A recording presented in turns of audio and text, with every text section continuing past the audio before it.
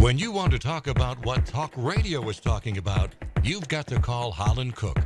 For the past 20 years, he's been a media consultant, featured on MSNBC and The Jim Bohannon Show.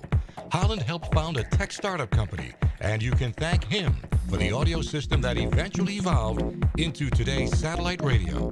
Through it all, he's never forgotten his start in Providence Radio as your nighttime friend on 63 WPRO. When Jay first told me about this War of the Worlds thing, I said, who's going to believe that? And I got a quick introduction to the clout that this radio station had, because this bizarre episode unfolded well into my show about 1 month on the job, late at night on AM radio. Who's going to believe that the Martians were landing in Rhode Island? Is anybody videoing this, by the way? I've been told I have 4 minutes, and I'm begging for 5. When I first got the call from Coach Coletto that this was my year, I had a flashback to that scene in Goodfellas where Joe Pesci gets all dressed up because they told him he's going to be made, and they limo him off to a remote location and pow, give him one in the back of the head. So I'm glad you're all here. And I'd like to beg an extra minute on top of my 4 because we have some distinguished guests who have come a long way to celebrate with us. And if you got home tonight and found out they were here and you didn't have a chance to say hi, you'd be very frustrated. So indulge me for an extra minute. The guy you have to blame for all of this hired me in 1974 at WPRO just so I would stop calling him. And it didn't work because we've kept in touch over the years. We eventually lost him to a string of hits at major stations. He's the guy who turned WABC from music to talk. We have since forgiven him for that. But he's programmed major stations in Hartford and Cleveland and Detroit and Los Angeles, and he restored this great station to double-digit rating shares against some formidable competition. All the way here tonight from Orlando, Florida, ladies and gentlemen, the director, Jay Clark.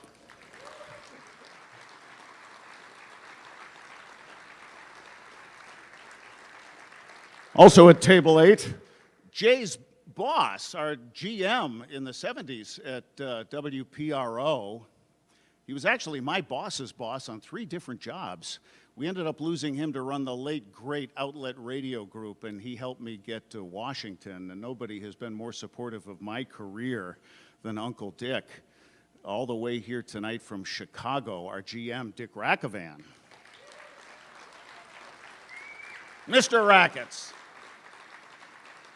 Now, please withhold your applause for the following shout-outs because A, you'll embarrass them too much, and B, I know you all want to go hit the high-stakes tables.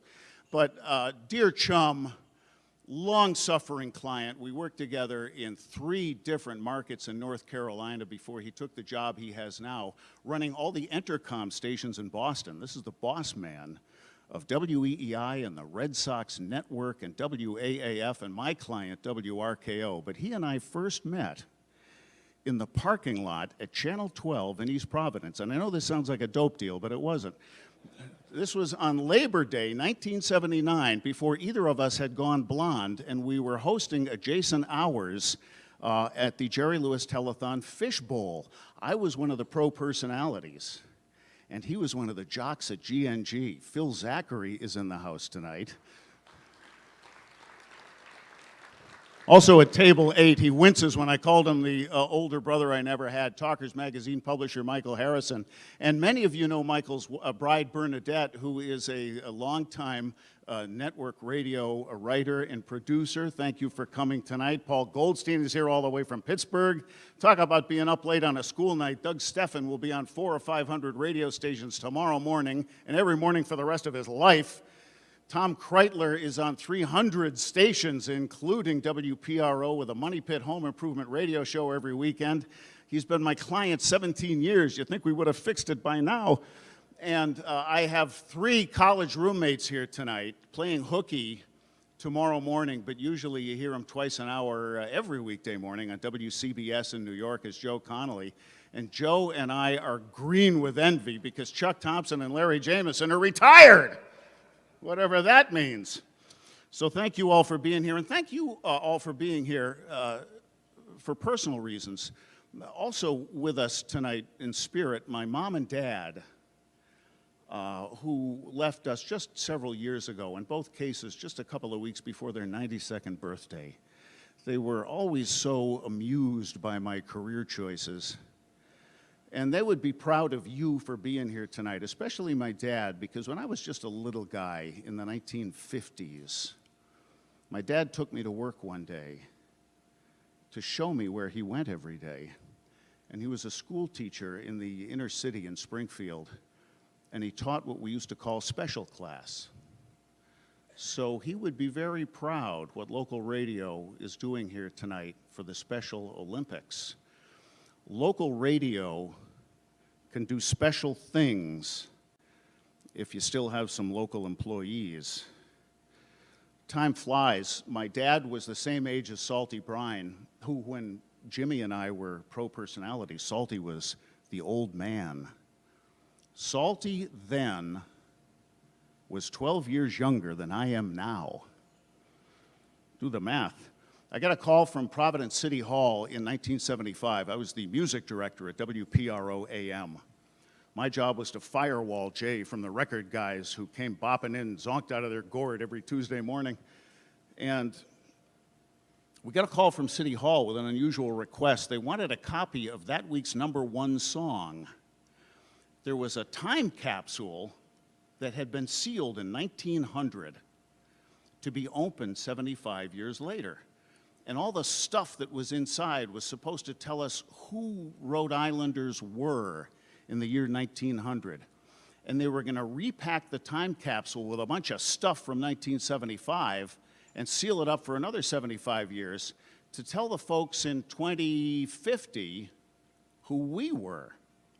And they asked, could I send over a copy of that week's #1 song? And I had to chuckle. 45 RPM slab of vinyl, what are they going to play it on in 2050? So I tucked a copy of that week's Pro Music Survey in with it so they would know that these were songs. And the #1 song obviously would be the sentiment that we were sharing with each other most. And I felt so glad that what we were telling the people in 75 years about who we were in 1975 was, love will keep us together. Captain and Tennille. Timing is everything. Had it been a few weeks earlier, we would have told everybody 75 years down the road that in 1975, everybody was kung fu fighting. So I'm glad that worked out. 90,000 people a day came to Newport for the bicentennial year in the tall ships, and we were broadcasting live day and night right there in the middle of it all. That was the director's biggest production. Who doesn't remember the Great Blizzard of '78? Everybody had a story, and we were telling those stories on the radio for 3 days while we were trapped in the building at 1502 Wampanoag Trail. The day after things got back to normal, Mr. Rackavan then had a shower installed at the building. Better late than never. One night in 1977 on my show, we stopped the music, and President Carter came on the radio and took phone calls. A president of the United States had never done live talk radio before. It was a national call-in show, but we got a call from Rhode Island. How cool was that? Later on, toward the end of the Carter administration and toward the end of my time at WPRO, I had a sad duty to do every night. There was an index card. It was scotch taped under the clock. And there was a number on the card. And it was my duty at midnight every night when I was ending my show to take down and throw away the card, add 1 to the number that was on the card, and then scotch tape it back up. It was right there under the clock, so when Salty told you what time it was the next morning, he'd see that number. And that was the number of days that the hostages were being held in Iran. with a handful of those poignant exceptions, I remember the 70s real fondly. And unlike most Rhode Islanders, I did not arrive here via the delivery room. I chose the Ocean State 3 times. I moved here in 1974 when Jay hired me at Pro. I got to come back in 1982 when Dick gave me a shot to be the program director at WSNE. And I came back in 1997 because I could. And it's darn flattering to be asked to leave again, but that's not going to happen. I'm here for keeps. The guys we worked for then, these bosses, had our back. And we had yours. And isn't that the way it ought to be in radio? They hired us to sound cheerful. And when I got here, we had double-digit unemployment, rampant inflation. We had to line up for gas on odd or even days. And yet, people in the 70s were optimistic. We knew we were going through a rough patch, but we knew things were going to work out if we just pulled together. And that's the kind of radio we did. My blood type is B positive. And I owe this little state and that little device an awful lot. And I thank you for this honor.